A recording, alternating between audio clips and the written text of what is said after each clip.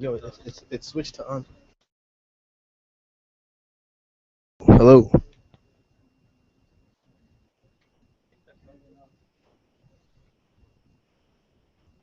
Hello.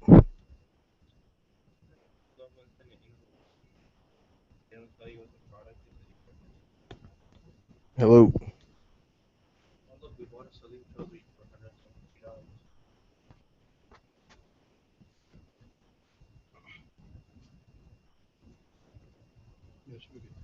Hello. Bismillah. Bismillah. Oh, but what about Oh, okay, okay. So where's the other mic?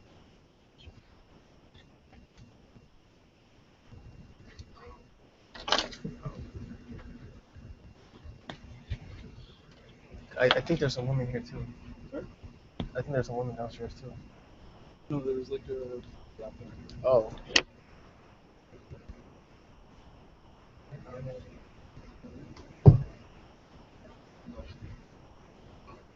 let me go ask her.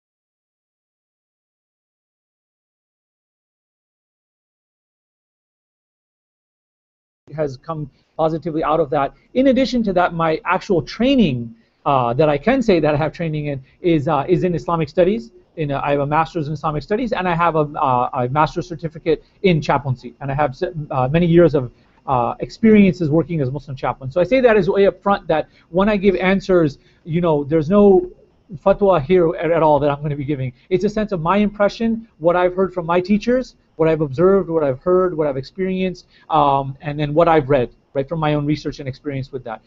So I think this is an incredibly timely topic. It's kind of a perennial topic. What I mean by that is something that never gets old, right, to discuss.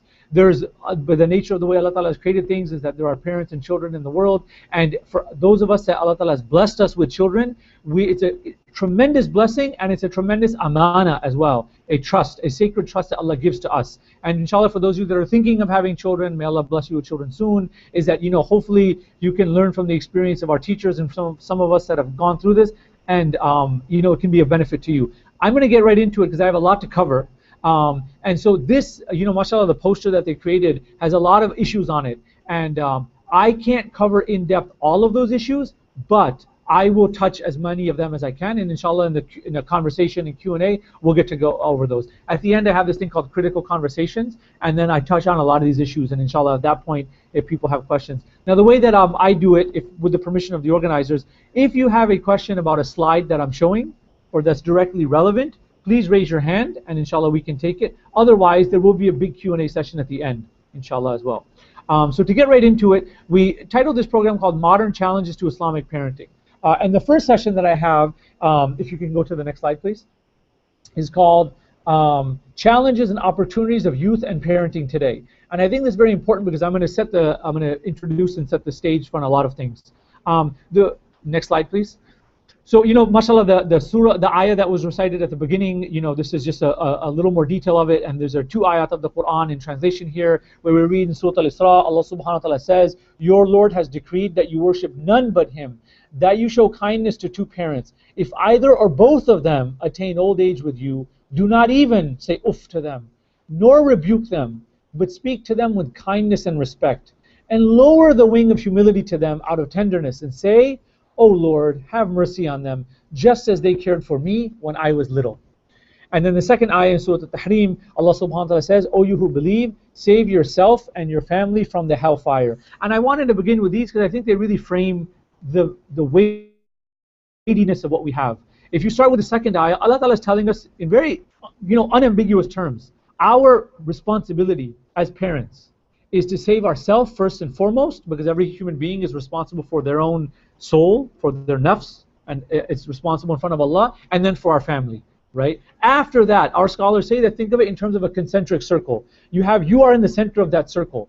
The first level of that circle after the center is your family, your parents, your wife, your spouse, your children, and then your siblings are in that circle. And then it radiates outward and concentric circles. Then your relatives, right? Your grandparents, your uncles and aunts and cousins. And then it goes to the next level. Then it goes to your community. From there, and you can extend it, your neighbors, right? And then it ultimately extends to your society and ultimately goes to humanity. So the point, and this is a great metaphor that one of our teachers told us, is that, there's an idea of understanding the difference between sphere of concern and sphere of influence. Sphere of concern has to be the ummah. In fact, beyond the ummah, it has to be all of humanity. That's what the Prophet ﷺ taught us, is to have the concern for all of Bani Adam, all of the people that walk the face of this earth today.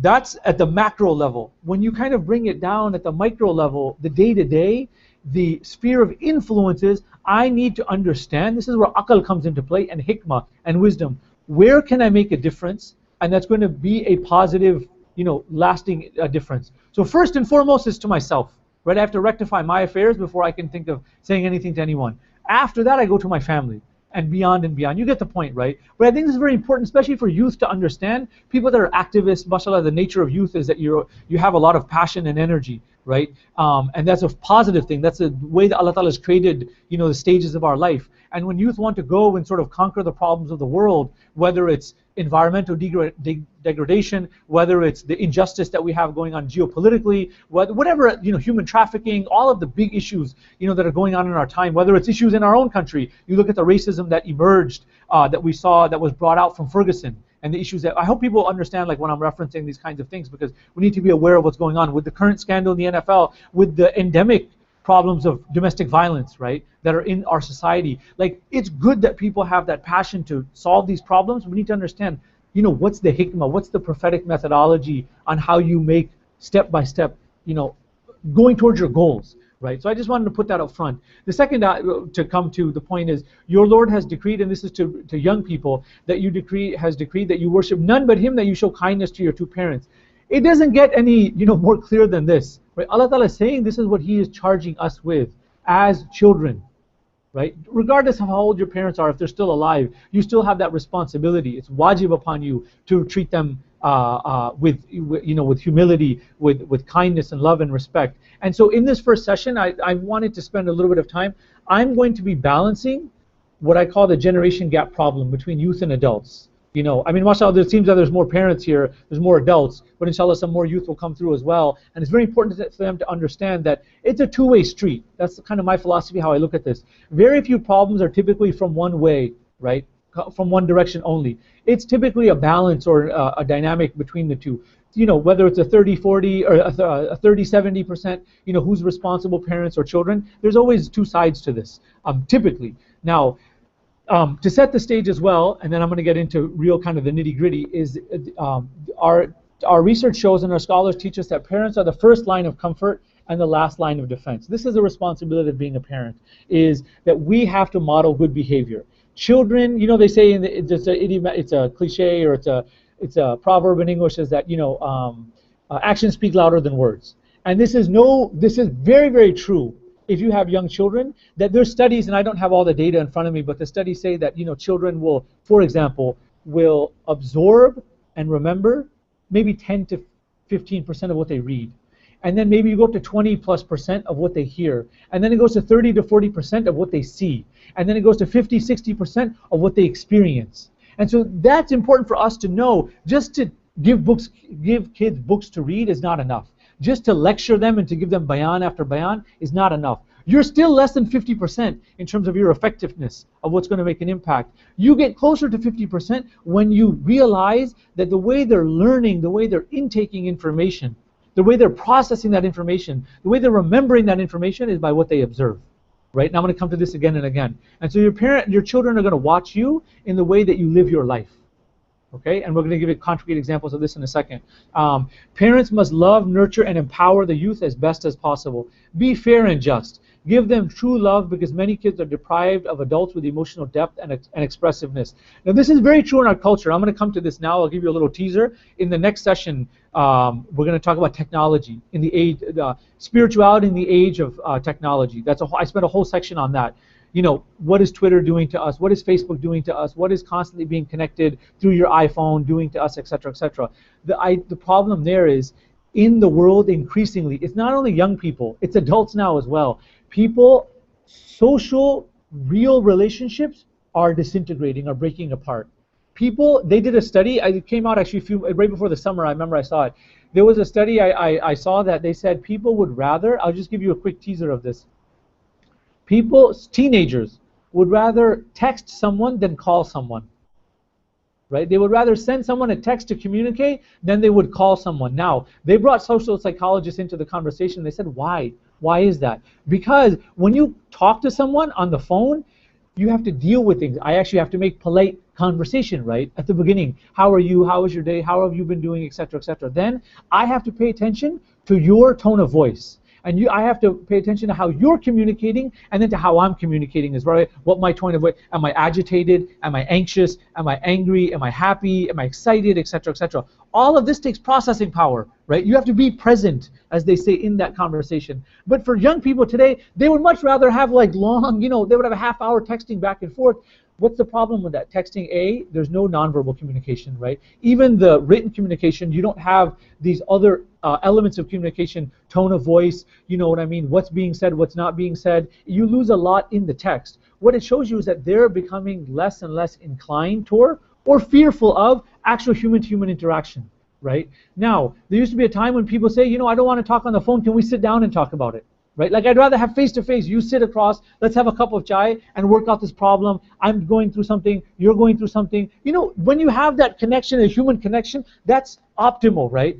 Phone call is like a, you know, I mean, you call your family, they're like hundreds of miles away in a different country, whatever. You know, we use it as a tool, right? Because that's what technology gives us. The problem now is even moving away from phones, from actual calling someone into texting someone, is there's a further degradation of that, of the message, if people follow what I'm saying. So because of that, there's no emotional depth anymore.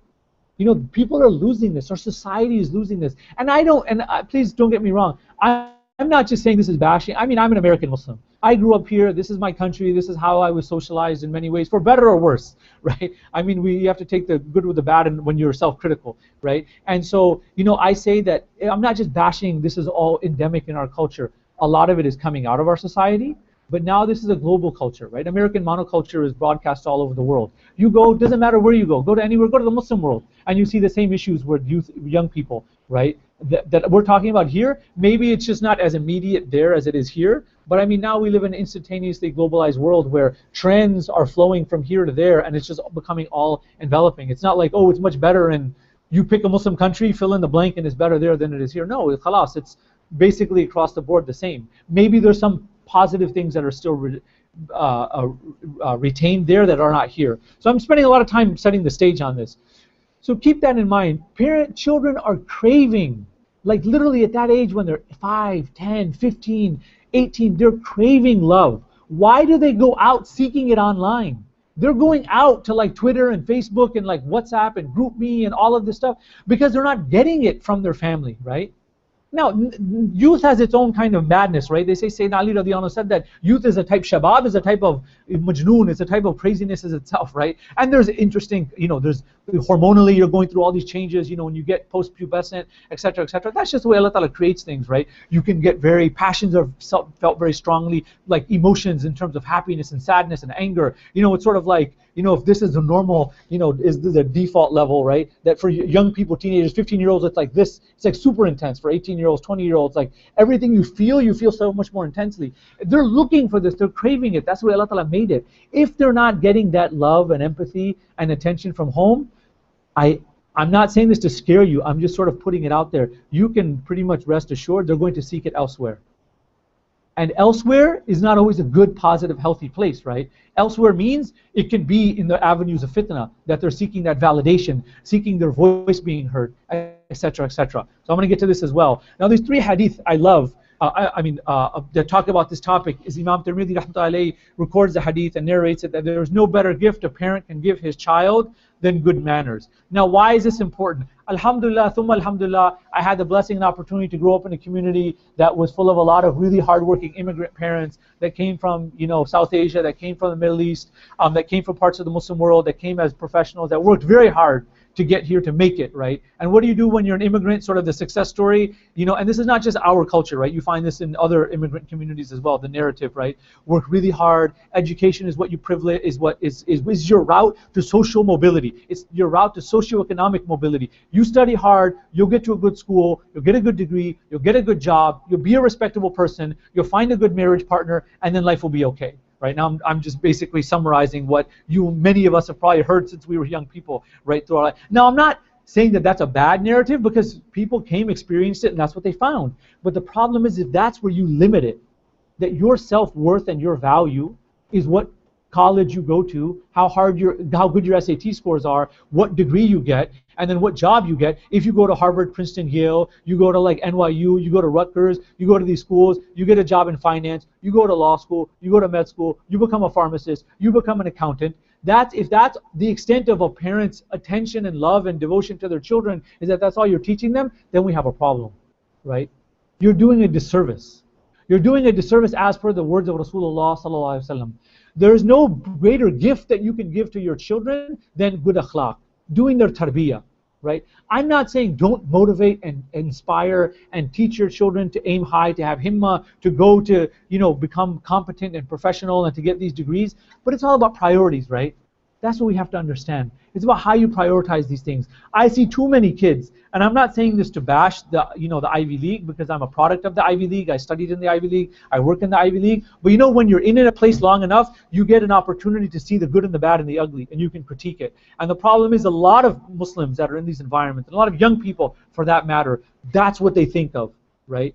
My value, my parents will love me and be happy with me and validate me and be pleased with me if I go and follow these steps, right? And that's the nature of that relationship, right? The idea of tarbiyah, the idea of teaching them akhlaq, the idea of molding their character to be young, strong men and women, right? That are going to take over the next generation of this ummah is not, maybe it's there, but it's not there at the forefront of the conversation, right? The second hadith, a young man never honors an old man because of his age, except that Allah sends to honor him, someone to honor him when he reaches that age. And this is really for the youth to understand, is that the nature of our deen, some of us, alhamdulillah, we've already been at some level habituated into this or socialized by our culture. That's the beauty of Muslim culture, right? This idea of adab, of having adab with your elders, right? With buzurgs, with your grandparents, with your uncles and aunts, even the uncles and aunties in the community. The idea of you go to their house and you have some tamiz, you have some adab, you have some manners and comportment with them. That's beautiful. Alhamdulillah, you find that throughout Muslim societies and Muslim cultures, because that much is preserved in our tradition. The challenge is now a lot of people, and it's not just Muslims, right? I have friends that are Latinos that come from Latin America, from Hispanic backgrounds. They come here and they say, wow, the way that we treated our grandparents, and we treated our parents back in Colombia or Ecuador or Mexico and things like that. We come here and our kids are completely, they've thrown all that out. They don't know how to talk to their elders anymore. You find the same thing happen to Muslims. That's part of the challenges of modern American society that's very anti-hierarchical, right? That's very much about destroying these social categories. And that's a problem. We have to recognize it, is that we don't want our kids to fall into that, right? Is that we're a people, we're an ummah, because this is part of the sunnah of the Prophet ﷺ, that we honor our elders, and the elders have compassion on their youth. Right? We'll talk about that in a little bit. And the last hadith I want to share with you, the best of you is the one who is best to his own family, and I am the best of you towards my family. I want to make a point right here, is that mashallah, all these uncles and aunties that came, that struggled from, my family were immigrants, right? They came from Pakistan, they came here, they worked hard, they built up their community, they built up their society, etc., etc. They made a good life for their children, etc., etc.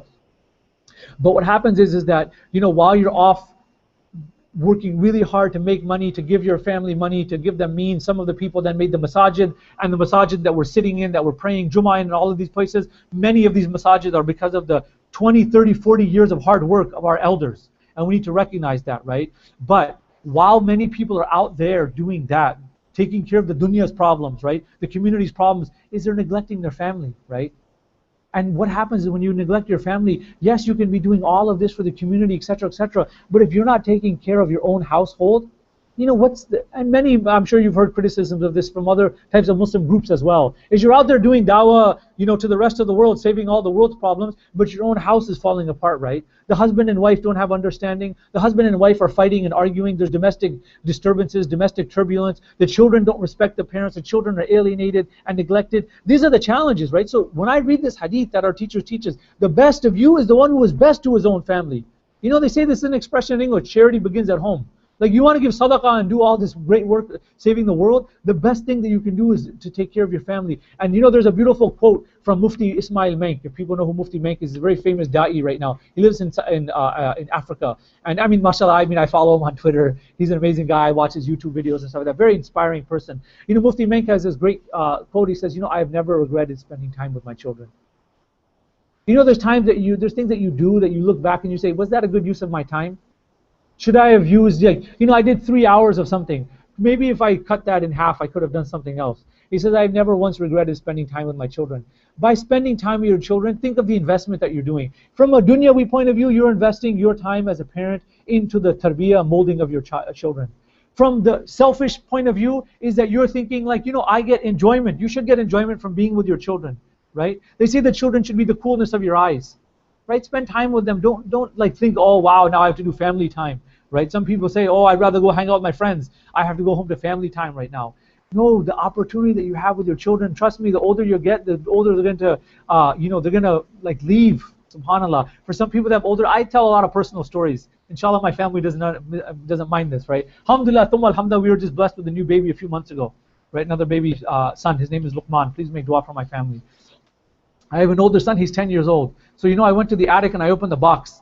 And in the box I had all his old, all my son Yaqub's old clothes. And I brought them, down from the attic because, you're just reusing for the younger kids. And my wife saw them and she got really emotional. And she said, oh, wow, I remember, when he used to fit in this this qameez and wear these kinds of clothes and this and that. And I said, oh, alhamdulillah, Allah Ta'ala gave us another one. He can wear it as well. That's good, alhamdulillah. The idea is they say this, kids grow up so fast, appreciate your kids now, because tomorrow, kal parson, as they say, tomorrow, the day after, and the day after, your kids are getting ready to go to high school graduation, and they're going to college, and then next thing you know, they're getting their, job interviews, and then they're going to be going to get, dealing with families about rishtas and marriage and that kind of stuff, and you're just like, where did the time go? You know what I mean? I'm kind of sentimental when it comes to that kind of stuff. Is that really spend time with your children when they're young. This is from the Sunnah of the Prophet ﷺ as well, and we'll inshallah discuss that. Now I'm going to shift gears here. Now we're going to have to talk about some tough issues. Okay, so I talk about youth issues, and this is both for the youth and for the adults. I want at this portion, I want the adults to understand these are the issues that our young people are facing.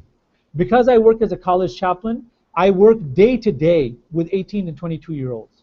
I actually live in the university. I'm a residential fellow in one of the colleges at Yale, and that means I live in a community of 400 students. Right? They're my neighbors. I eat breakfast with them. I eat lunch, dinner with them. I go to the courtyard. I see them. I talk to them. How's life? How's your day? Etc. Etc. So I have, alhamdulillah, because of the opportunity of my job, I'm very kind of, in a sense, I hope plugged into kind of the pulse of what people are experiencing today. So I just give you a kind of a list of what young Muslims are facing today. The first is substance abuse. We live in a society, and I don't even want to scare you with the numbers. The numbers, you can Google them and find them for yourselves. The amount, the prevalence of alcohol and drugs is just, may Allah protect us all. I honestly think I was, 20 years ago, I was a freshman in college. 20 years ago, in 1994, I stepped foot, I went to SUNY Binghamton in Binghamton, New York, and upstate as a freshman. And I feel like the prevalence and the issues around alcohol and drugs, about substances, is worse now than it was then, right? And so what our young Muslims are facing, they've done studies. ISPU, the Institute for Social Policy and Understanding, is a think tank. They did a study 2 years ago, maybe. I don't even know the numbers, but I think it was the majority of them. They said that young Muslims had been exposed to or tried, alcohol. That's just the nature of the society today. Being exposed to drugs, right? Recreational drug use, especially of drugs like marijuana. And trust me, I'm even sharminda. I'm even embarrassed to mention these things in the masjid, and I don't do it out of any behurmati, of any disrespect to the masjid. May Allah protect us and forgive us. It's that the saying that, when we have serious issues, we just need to discuss these issues. And, we do it, with an adab, with a respectability, but with a frankness about what needs to be discussed, so that the people, the ulama, the imams, the elders, the teachers, the asatiza, the parents of the community can hear this and understand it, so that and the youth can understand how we're going to tackle these problems. So please don't take this wrong. I'm not saying in any way, na'udhu billah, to disrespect the house of Allah subhanahu wa ta'ala. So the second is a hypersexual society. The amount of fitna out there, just in terms of what you and I were exposed to if you were in college 10, 15, 20, 25 years ago, is different now. That's just the nature of it. You go to the grocery store and you walk around the aisle and you look at what's in the grocery store in the the magazine rack. You just look at what's out there on the internet and what you're being exposed to on television, right? The standards of decency have, without a doubt, have dropped, right? And the standards of the way decency in terms of the public sphere, the way people dress, what is acceptable dress, schools, non-Muslim schools, secular schools are in this battle to having dress code enforcement. Because the culture is going one way, and the society or the administrators and teachers say that we want to uphold some standards of decency. And there's this battle back and forth. Well, if everyone's doing this, how can the students, what do we expect our students, to do? And so this is not just we're struggling with this, everyone's struggling with it. The difference for us is we come from a tradition of haya. We come from a deen that emphasizes haya for men and women. How you act, how you behave, how you dress, how you present yourself to the world. And then we are, in that sense, very countercultural, right? This third is gender relations. It's just connected, right? And the way young people interact, right? I'm going to talk about this. I say this in a very frank way, is that, some of our young people don't get experience in a halal, holistic, healthy way on how to engage with the opposite gender. Is that if and I'm not an alim of deen, so I say this again. I mean, we ask our ulama ikram to give us the fiqh of how these things take place. I'm only saying it from a sociological point of view. Is that I've seen some cases where young people, they're so separated and distanced from engaging with the opposite gender in how to just have a normal conversation, right? You know, as young people, as 8-year-olds, as 10-year-olds, as 12-year-olds, like pre-pubescent, right? When they hit puberty, obviously the game changes. Even after that, they don't know how to engage with people. And then you live in your house environment like that, or you're in masjid environment, or your maktab environment, and then you have to, by the nature of most 99% of us are not gonna like just be people that are doing khidmah of deen and get to live in a kind of an insulated environment in that sense, right? I'm not criticizing that. I mean, that's afdal, right? I would love to just live my life in a world where, you know, we can aspire to follow these, that's the goal, right? That's what I'm shooting for. Then there's the reality of where I am and what I'm struggling with day to day, right? What I'm saying is, then they go out to school, they go to high school, they go to college, they go to the workplace. And this is, you know, the reality just as well as I do, how you have to interact with non-Muslims, or Muslims for that. You have to interact with the opposite gender, for men and women both ways. And if you don't have healthy models of that, if you don't understand how to do that, that can be a serious problem, right? And we need to teach our young people these kinds of things. Because what happens is, some people that haven't had that, when they fall hard. And we can come to this later. The fourth is Islamophobia, right? I mean, we live in a world right now that, again, because of living post 9/11, the amount, and this is the heavy lecture, like I don't mean to get down on people, but you know, at some point we need to just say, this is what we're dealing with, this is the problems that we're dealing with. Then inshallah we're going to talk about creative tactics and solutions to this. Islamophobia, the idea out there is, we live in a world right now, politicians can say the most vile, inaccurate, disgusting things about Muslims. Elected officials, right? They can say lies and mistruths and fabrications about Muslims that you can't say anywhere. Like, no one else could say this about other religions, right? This is the dunya that we live in, right? People, they ridicule our religion, they make fun of our religion, they spread lies and misinformation about, you know, this is all part of the Islamophobia machinery, right? That is what young people are exposed to, right? Imagine if you're 12 years old, if you're 15 years old, and you go to school, and your school teacher is teaching all of this misinformation about Islam. And you're like the 1 or 2 or 3 Muslim kids in your class. What do you think that makes you feel, like, emotionally, psychologically? How that makes you feel like, you know, this is about your faith, about your community, about your culture, about your people, and they're saying these kinds of things, right? Or maybe the kids aren't saying it, but their parents are saying it to them at home, because their parents are watching Fox News, and their parents are watching all this nonsense. And so these kids are getting exposed to that now. You know, you're with your friends, you're hanging out, you're on the playground, you're going out to eat, you're doing whatever, and someone just says something, right? I mean, imagine for a young person to have to be exposed to that. The fifth is identity crisis, religion versus culture. This is a very big one as well, because, you know, many of us, we've, alhamdulillah, grown up, and our parents have come where we've been exposed to traditional Muslim cultures, which is beautiful. And like I said, these traditional Muslim cultures have the idea of adab, of akhlaq, of tamiz, of this, you know, behavior and how you comport yourself, which is wonderful, because that's part of the DNA in so many ways, right, of our culture. If you come from Malaysia, if you come from Morocco, from India, Pakistan, from, you know, Jordan, from Saudi Arabia, you know, traditional Muslim societies, you know, come from Turkey, from Bosnia, and these kinds of places. But now, there are also things that our culture has developed over hundreds of years, right, that are cultural practices that may not be necessarily from deen. And so young people are now, you know, they're being pulled apart. My parents or my uncles and aunts and grandparents or my home environment wants me to do this because they say that that's the way it is, but that's more of a cultural thing than it is a religion thing. Now, this is very fuzzy. I don't have all the answers to this by any means. I'm saying some things we can be more clear about. You know, parents say that you have to do this. This is the way we always do things. And then the kids are talking back, why? Does Islam say this? And the parents say, yeah, Islam says it. But in fact, maybe Islam doesn't say this, or Islam has a different kind of answer or look at it. Maybe it's more cultural here. Now, as young people do more, they're learning more, they're talking to people, they're being exposed, there's going to be a tension, right? And the tension is going to be, well, I don't trust what you're saying anymore because you told me it was like this, and I found out it was not like that. And that's a thing young people are being exposed to, because that causes, it's a strong word, but I want you to understand the metaphor, that causes a level of schizophrenia. You know, I have to act one way at home with my parents because that's how culture is, and then when I'm outside the house, I act a different way. right? I'm sure you've heard horror stories of this. Children act one way at home. They go on the bus, they go to school. They act a totally different way with their friends and teachers in the school environment, right? And so, this plays out in different ways. This identity crisis is what a lot of young Muslims are facing today. And it's something that, mashallah, may Allah preserve our ulama ikram, our da'is, our imams, the sheikhs and the sheikhas that are doing this work right now. There's so many names. Mashallah, I've had the blessing of in this masjid sitting and listening to many of the great scholars of this community and of America coming and address these issues. So I'm saying it's a thing that we haven't come to, as a community, we're grappling with, right? I don't have hard and fast answers. Now, to move on, this issue of generation gaps, a continual source of confusion and pain for every generation. Now, this is something when you look at sociologically, you look at the long term.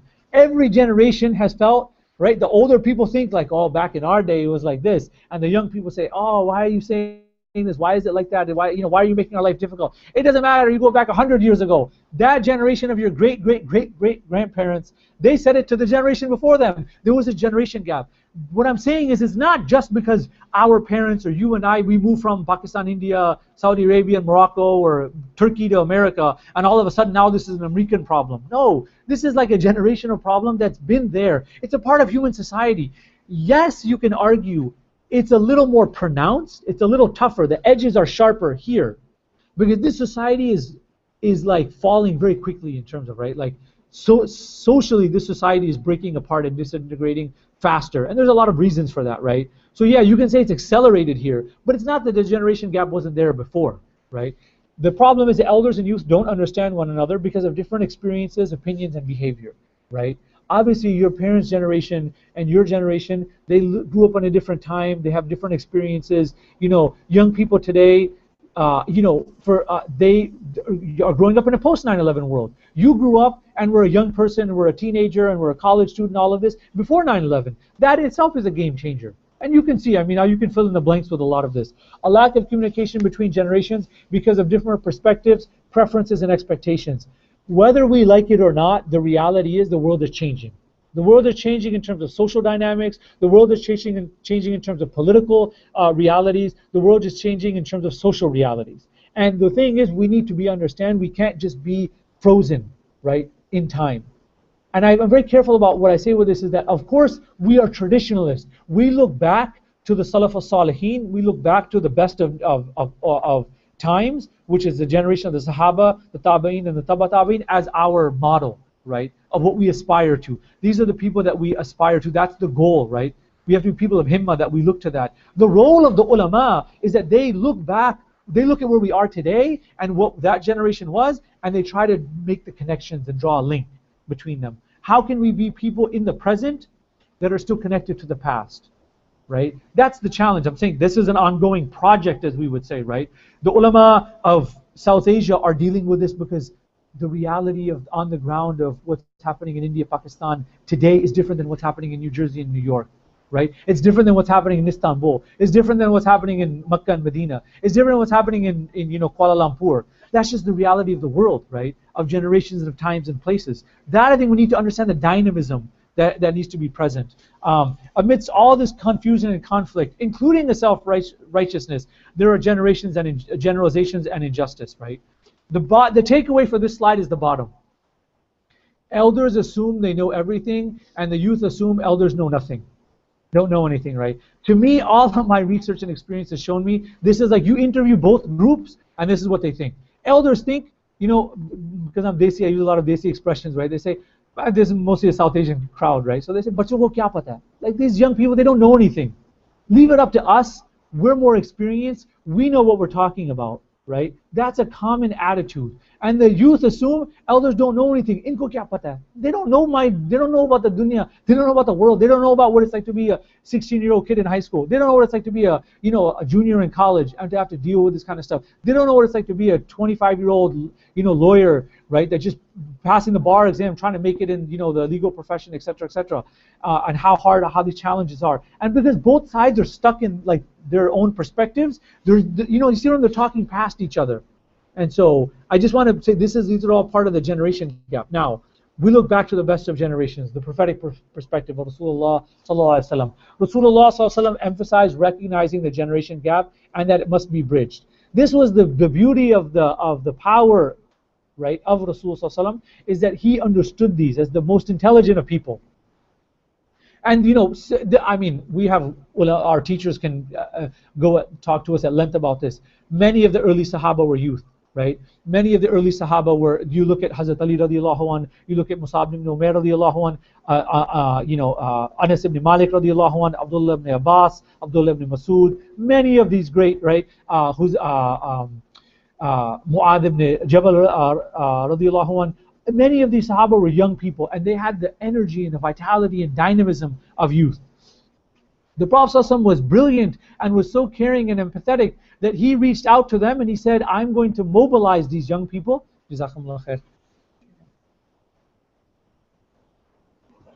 I'm going to mobilize these young people, and many intiqam lena. I'm going to take work from them, right? We're going to use them. Right, and that's, if you look at the brilliance of our ulama, because they follow the brilliance of Rasulullah sallallahu alaihi wasallam, that's why they get the youth involved, right? They say, okay, what projects can I give you? What are you good at? What are you capable of? What are your core competencies? What project can I give you, and give you a little bit of, room to spread your wings, as they say, learn, and show me what you can do, kind of thing.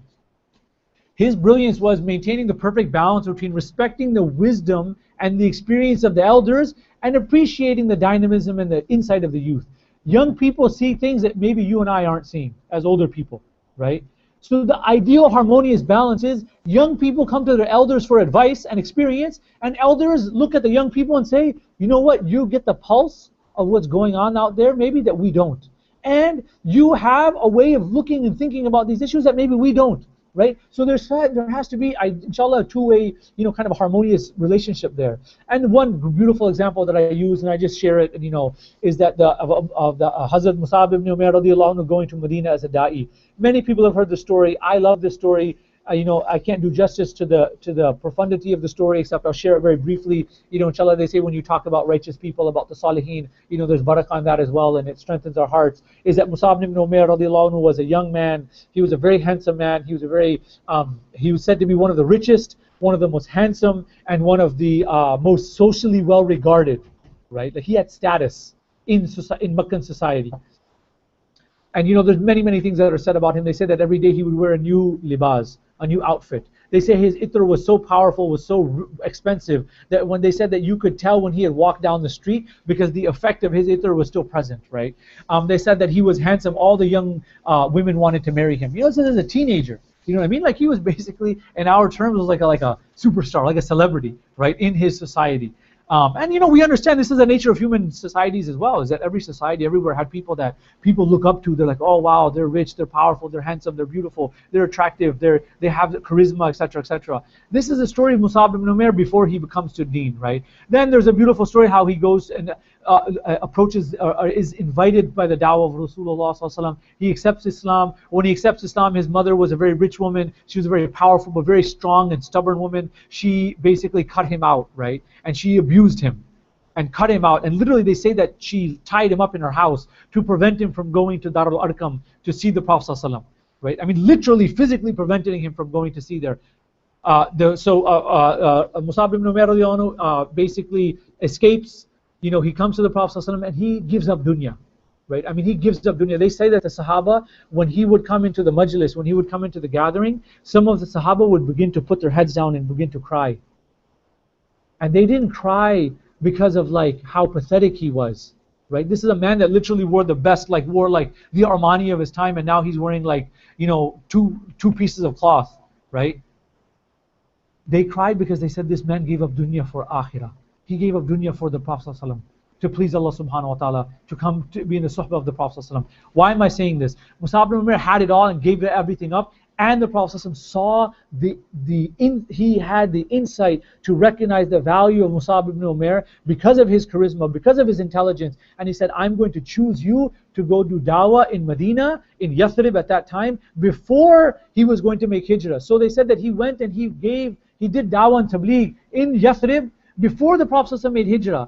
Out of all of the Sahaba that the Prophet ﷺ could have chose, he picked Musab ibn Umair because he understood this man is talented.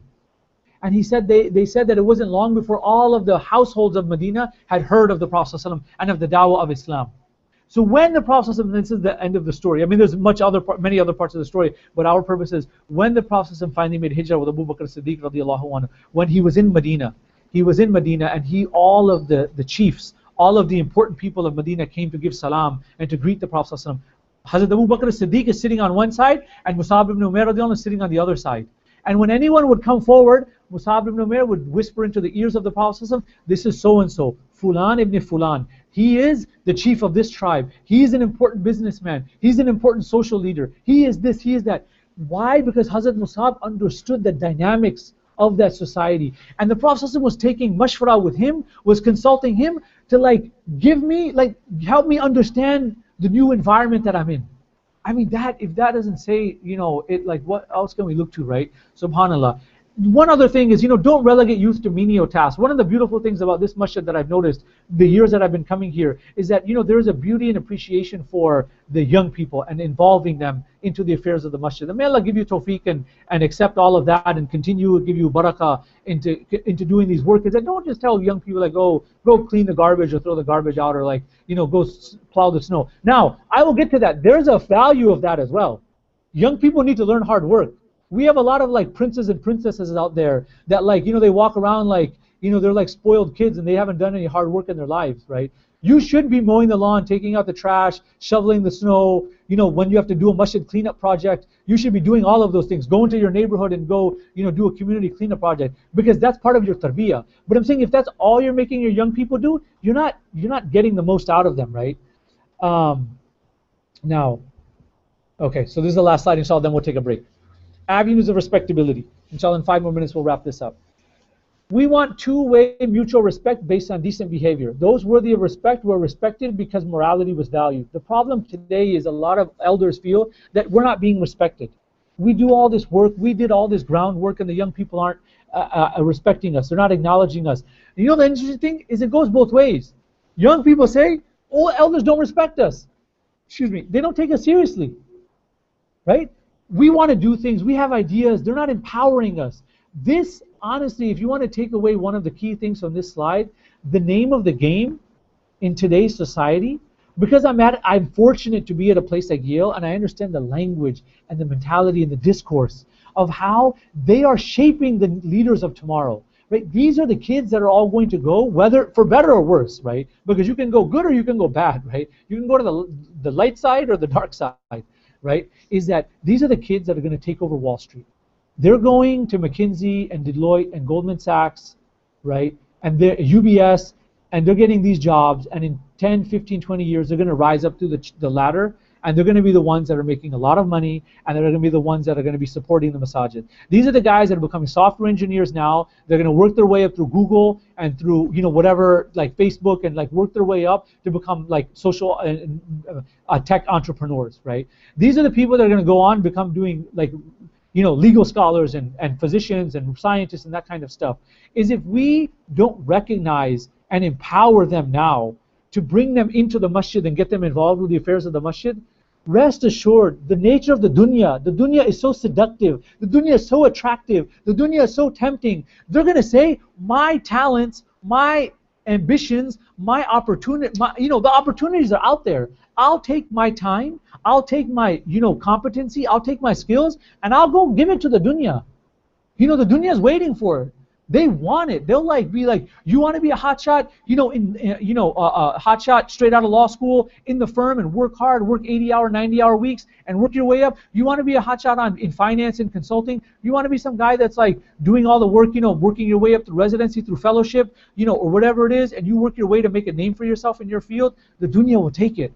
And if we're saying we're not respecting and valuing what their contributions are to our communities, then that's our loss. You see what I'm saying? Some people are easy to like because of and respect because of character. But with others, you need to dig deeper past the aggression, defensiveness, aloofness, and apathy to get buried treasure that enriches. The idea there is, some kids, mashallah, they have good character. It's easy for us to like them, and we want to bring them in and work with them.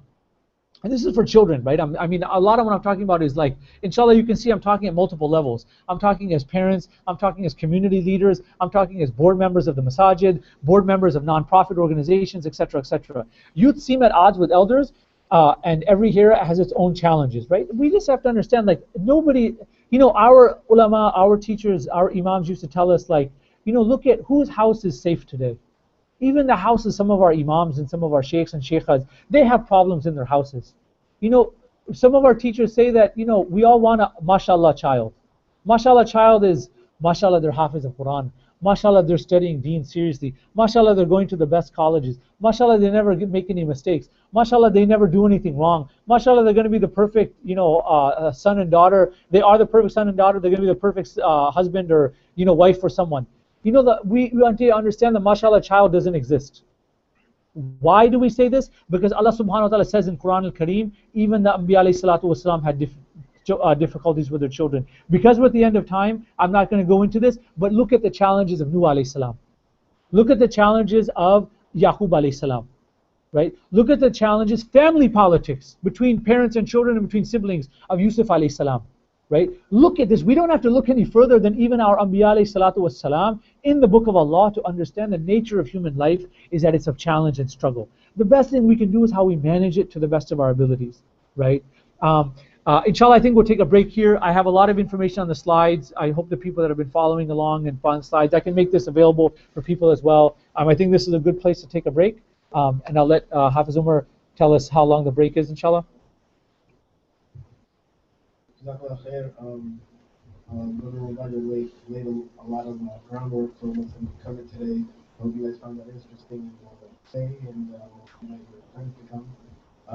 So I think we'll take a 10-minute break and then we'll start the next session right after that.